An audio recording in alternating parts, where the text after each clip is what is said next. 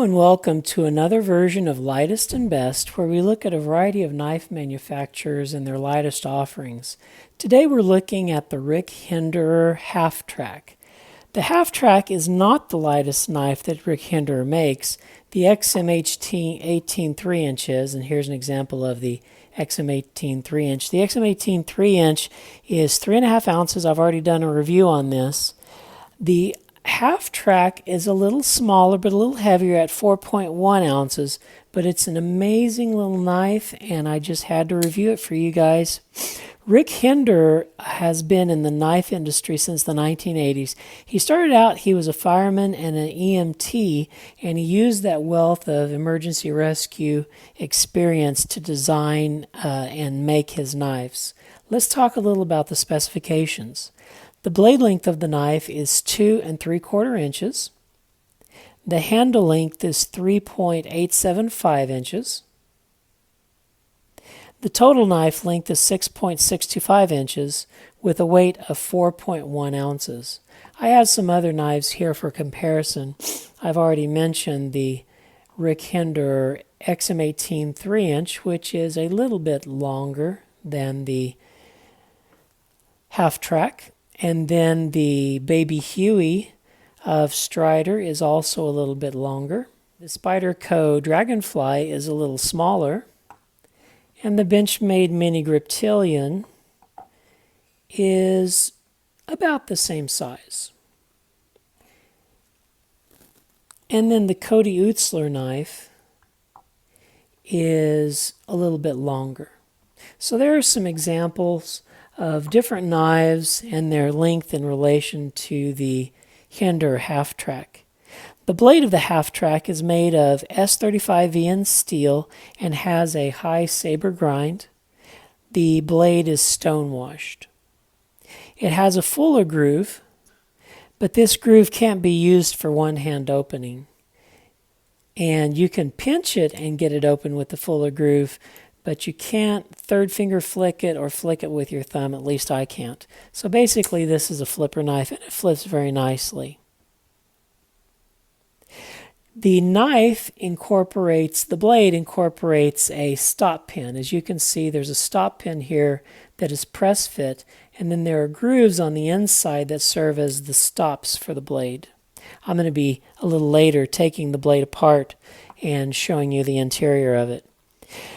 The method of deployment is flipper, and the more Hinderer makes flipper knives, the better they get. The Half Track flips much better than the XM18. The XM18, I found you need a little bit of wrist, and even though this rides on Teflon washers, it flips magnificently well.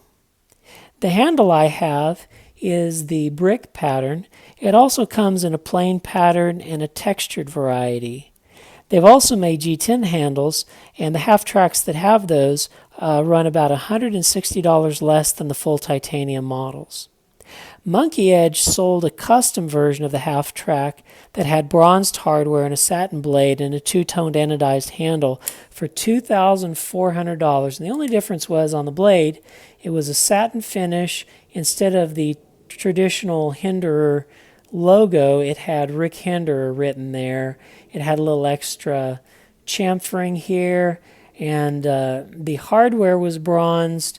The handle was anodized in a two-tone anodization, but it was this exact same knife, and I can't see paying around $2,000 more for a little bit of blade work and anodizing work, but they sold out of them, so some people apparently like them. I would just go ahead and get this brick pattern and do a little anodization work and bronze your hardware. You could probably get all that done for $100 instead of $2,000, but to each his own. The pivot rides on Teflon washers, and I'm going to pause here a little bit in this part of the video, and I'm going to take the knife apart for you and show you what the inside looks like.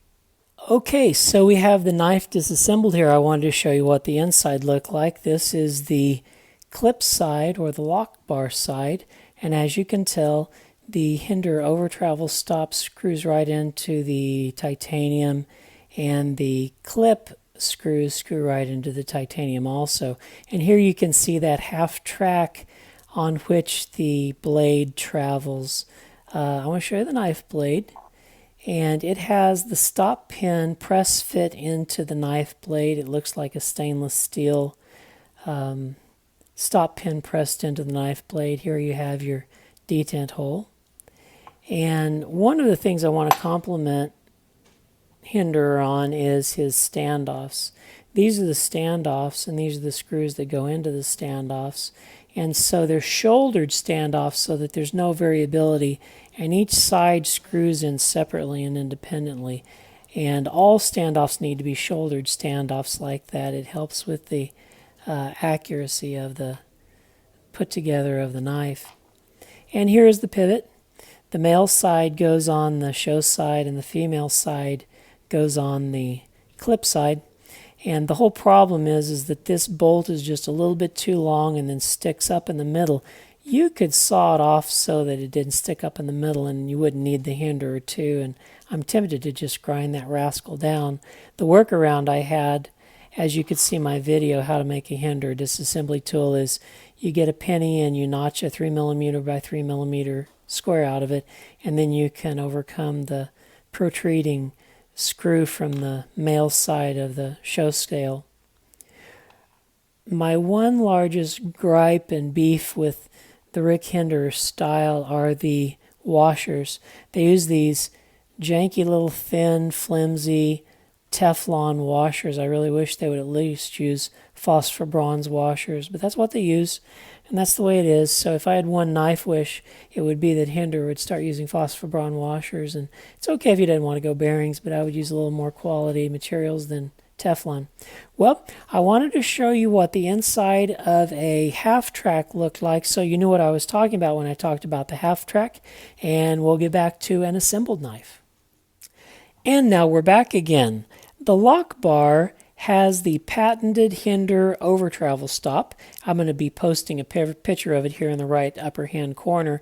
This disc is screwed into the main handle, and it overlies the lock bar, so you can't hyperextend the lock bar. The significance of this is that it maintains the integrity of the lock bar tang interface so that the lockup remains more consistent over the life of the knife.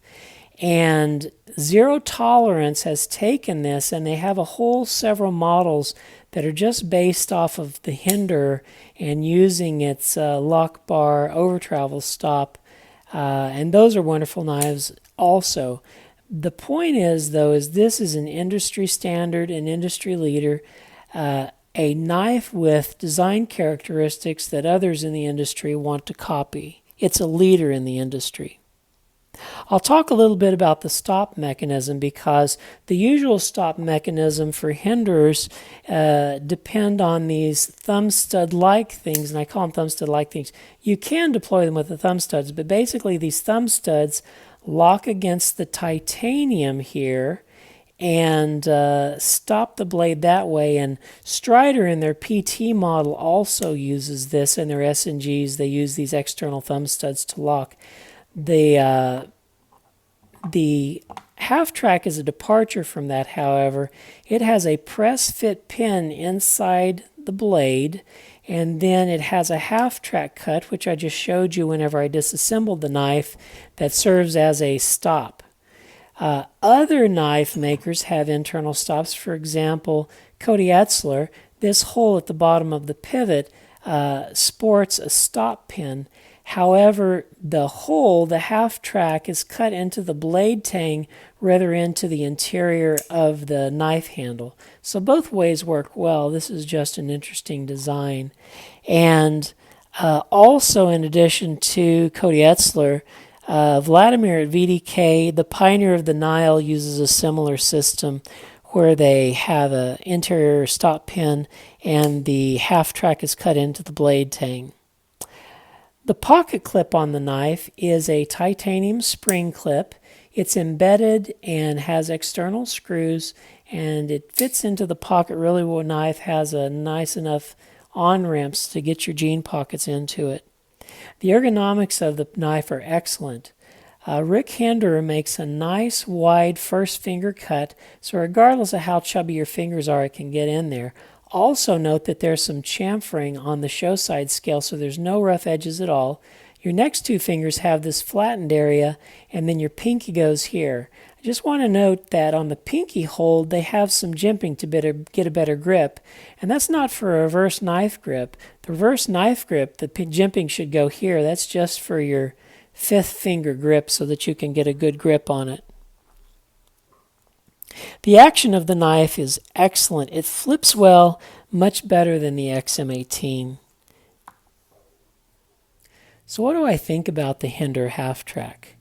I really like it. It's one of my favorite knives. Are there opportunities for improvement? Maybe. If Rick had done some interior milling on the handle scales, it would have been a lighter knife. And I would have preferred that he use phosphor bronze washers instead of Teflon washers. But I appreciate that not every knife is a flipper on bearings.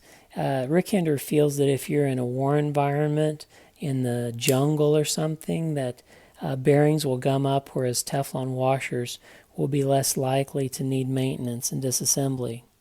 But what do I like about the knife? I like this knife that it's a sturdy, well-built knife in a small package. It deploys well. Rick Hinder keeps getting better and better at this with their newer models. And it is built like a brick house. I love the brick aesthetic on the handle scales. It is solid. The Rick Hinder half-track is the smallest and second lightest knife in the Hinder lineup. So if you're looking for a sturdy, well-built knife, the Hinder half-track may be the knife for you. Thanks for watching. Like and subscribe, and we'll see you on the next lightest and best video.